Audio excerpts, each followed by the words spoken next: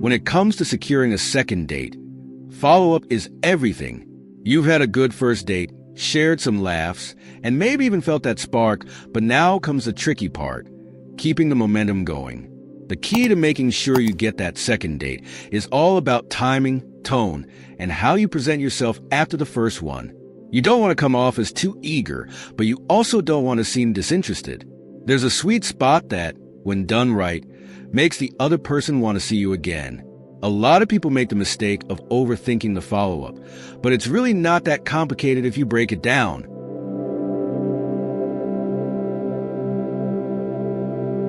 The first thing to keep in mind is timing.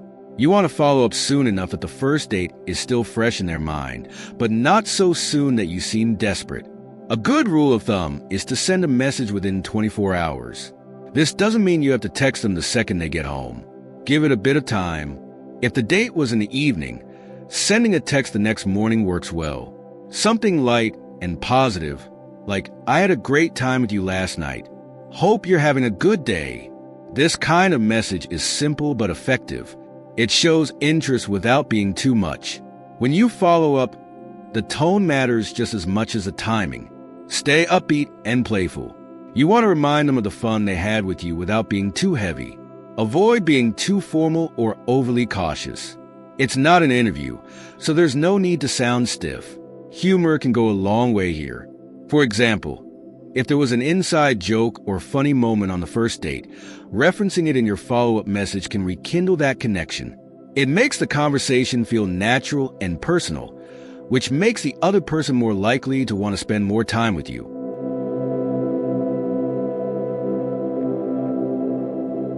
Another great strategy is to make your follow-up about them, not just about you. Mention something they talked about during the date.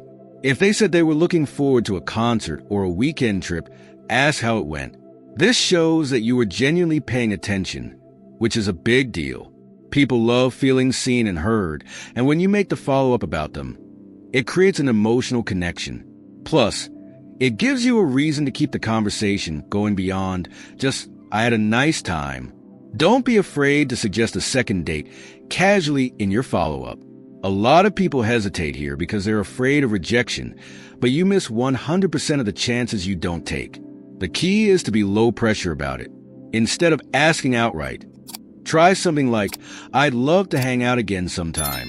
There's this great coffee place I think you'd like. What do you think?" This keeps the conversation open-ended and leaves room for them to respond comfortably. If they're interested, they'll take the bait. If they're not, you haven't put them on the spot.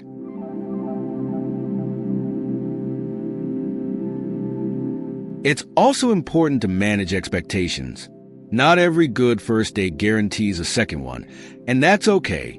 Sometimes the chemistry just isn't strong enough for both people, and there's no use dwelling on it. But following up with a positive, friendly tone ensures that even if they say no, you leave a good impression. You never know. People's schedules get busy, and someone who can't make time for a second date right now might reach out later when things settle down. Reading the vibe of their response is crucial too.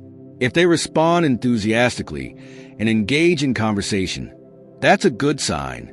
But if they reply with short, one-word answers or take a long time to respond, it might mean they're not as interested.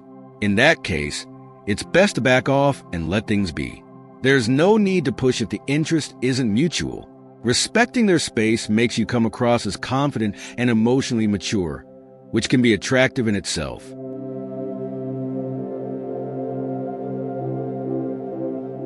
Follow-up communication is also where you need to be mindful of balance. You don't want to flood them with messages, even if they seem interested. Keep the conversation flowing naturally, but don't try to force it. If they take a while to reply, resist the urge to double text. Giving someone room to respond shows that you're patient and comfortable with yourself, which can be very appealing. A little bit of mystery can also work in your favor.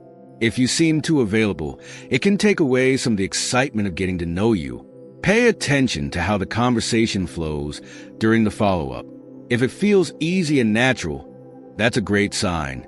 If it feels forced or awkward, it might mean the chemistry wasn't quite there. That's okay too. Dating is all about finding the right match, and not every interaction will lead to something more. The important thing is to stay true to yourself and not try to be someone you think they want.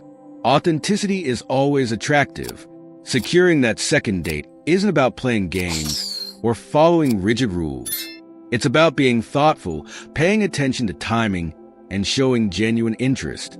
A well-timed, light-hearted message goes a long way. Mentioning shared moments from the first date and suggesting a casual second meetup can spark continued interest. Keep things low pressure, be yourself, and don't overthink it. Sometimes things will click, and sometimes they won't. But every experience helps you learn more about what you're looking for. When you approach it with the right mindset, the follow-up becomes less about securing the next date and more about enjoying the process of getting to know someone new.